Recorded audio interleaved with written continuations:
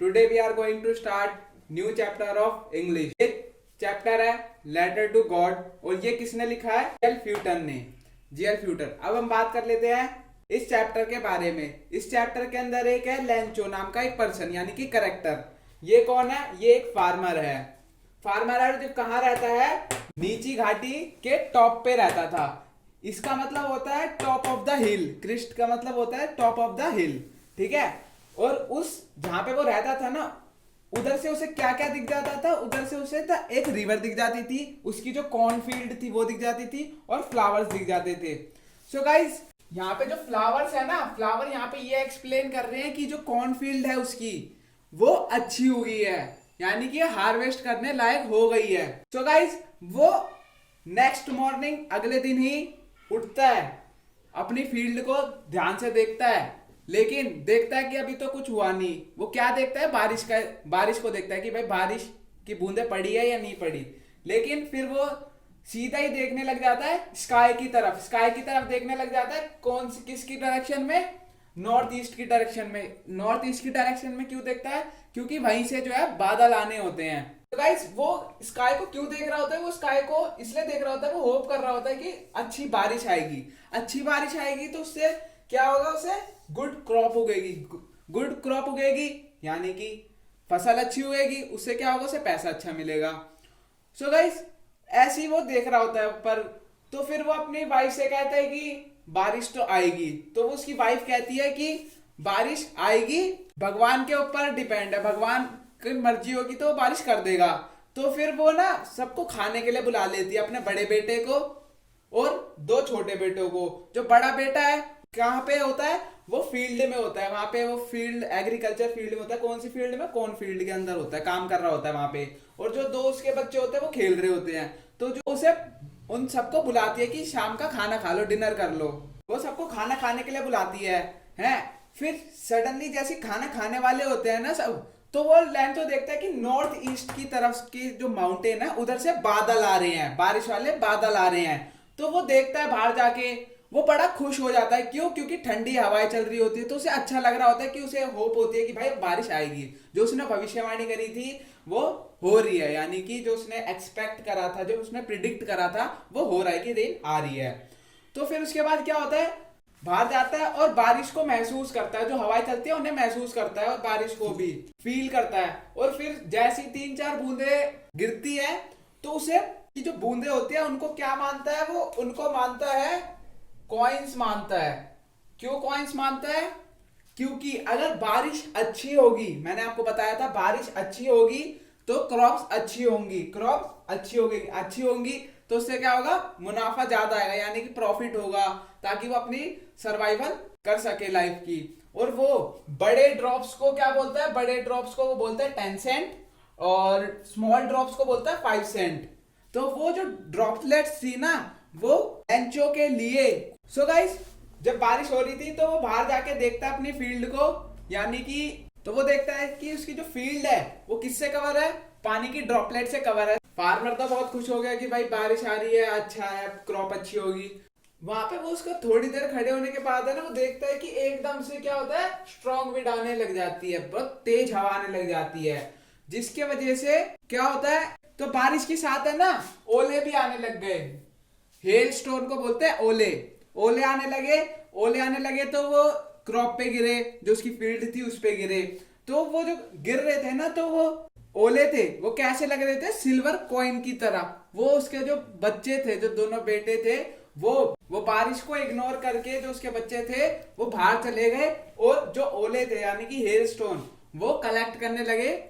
उन्हें लग रहा था कि ये सिल्वर पल्स है।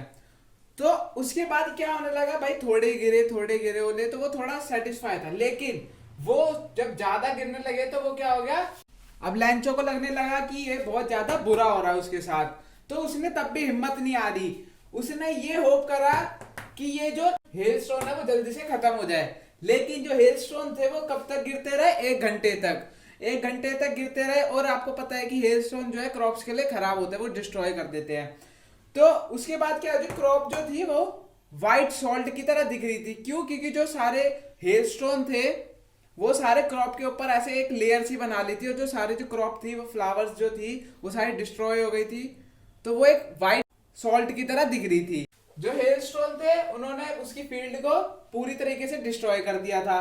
तो उसके वजह से क्या हो गया, उसकी जो लैंचो की जो सोल थी, अंदर से जो आत्मा थी, वो किससे भर गई थी, सैडनेस से। वो बहुत ज्यादा दुखी हो गया था। क्यों? क्योंकि उसने इतनी ज्यादा मेहनत करी और फिर हेलस्टोर्म की वजह से सब कुछ डिस्ट्रॉय हो गया था। तो उसके पास आसपास कोई भी नहीं था जो उसकी मदद कर सके है। तो फिर उसके पास सिर्फ एक ऑप्शन था कि वो फेथ, भगवान पे ट्रस्ट करे और भगवान से मदद मांगे।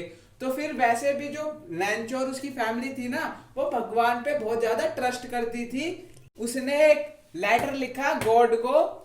उस लेटर में ये लिखा था कि मेरे को 100 पेनीज की बहुत ज्यादा जरूरत है। क्यों? मेरी जो फसल है वो बहुत ज्यादा डिस्ट्रॉय हो गई है, तो इस साल हमारे पास कोई भी खाने के लिए नहीं है कुछ भी। तो इस वजह से उसने 100 पेनी मांगी, ताकि वो 100 पैसों मांगे, ताकि वो अपनी जो फसल है उसे दोबारा से ग्रो कर सके और कुछ खाने के लिए बना सके। तो फिर उसके बाद वो जो सब कुछ लेटर वेटर लिख देता है, तो वो लैंचो जो होता है वो लेटर पोस्ट कर देता है पोस्ट ऑफिस में। जो पोस्ट मास्टर होता है ना, और जो अदर एम्प्लॉय होते हैं, वो सारे देख के बहुत ज्यादा हंसते हैं लैंचो के लेटर को, कि भाई ये भगवान को लिखा हुआ है पत्र। वो बहुत ज्यादा हंसते हैं, उसका मजाक भी उड़ाते हैं बहुत ज्यादा। तो फिर पोस्ट मास्टर जो होता है वो लैंचो की हेल्प करने के बारे में सोचता है कि वो जो भाई उसकी फसल वसल सब डिस्ट्रॉय हो गई है, और इस चक्कर में वो उसकी हेल्प करने की सोचता है। तो वो क्या करता है, वो चाहता है कि जो सारे एम्प्लॉय है वो धीरे धीरे करके, मतलब कम कम सबका कंट्रीब्यूशन चाहता था वो। तो ये क्या कंट्रीब्यूशन करके उसने क्या कलेक्ट करा, 70 पैसोस कलेक्ट करा। और किसको दिया उसने दिया लैंचो को। खुद जाके उसने दिया है कि भाई ये तुम्हारा लेटर आया है। तो फिर वो कुछ नहीं देखता, सीधा लेटर खोल के देखता है कि भाई कितने पैसे हैं उसके अंदर। तो पैसे देखता है, वो देखता है 70 पैसों है। तो बहुत ज्यादा एंग्री हो जाता है। एंग्री क्यों हो जाता है? उसको नीड कितने की थी, 100 पैसोस की, लेकिन उसे मिलते 70 पैसोस है। तो फिर तो लैंचो ने ये सोचा कि जो एम्प्लॉइज है ना पोस्ट ऑफिस के, उन्होंने उसके रेस्ट ऑफ मनी चुरा लिए थे। तो उस चुराने के लिए उसने ये कहा था कि जो एम्प्लॉय है पोस्ट ऑफिस के, जो एम्प्लॉय है, उसे उसने कहा था बंच ऑफ क्रूक यानी ठगों का समूह, कि उस जो एम्प्लॉय है उसने उसके आधे पैसे रख लिए। तो उसके बाद उसने ना दोबारा से एक लेटर लिखा गॉड को कि गॉड मेरे को आपने सिर्फ 70 पेनी भेजी है, मेरे को 100 की जरूरत है। तो वो एक दोबारा से एक पेपर लेता है, पोस्ट मास्टर से पेपर मांगता है, उस पर दोबारा से लिख देता है कि मेरे को इतने की नीड है, आपने मेरे को 70 भेजे, मेरे को 100 की नीड है। तो उसके बाद वो उस पे पोस्ट स्टैंप पे वो जो स्टैंप होती है वो चिपका देता है और पोस्ट ऑफिस में जमा कर देता है, पोस्ट बॉक्स में डाल देता है। तो फिर बोलता है, उस लेटर में ये भी लिखा होता है कि अगर आप पैसे भेजोगे ना तो आप पोस्ट ऑफिस के थ्रू मत भेजना, सीधा मेरे को देना, डाक के थ्रू मत भेजना। सो गाइस, यहाँ पे यही चैप्टर खत्म होता है।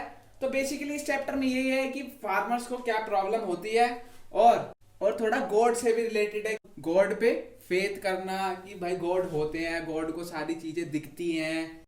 सो आई होप आपको ये चैप्टर क्लियर हो गया होगा। Bye, have a good day.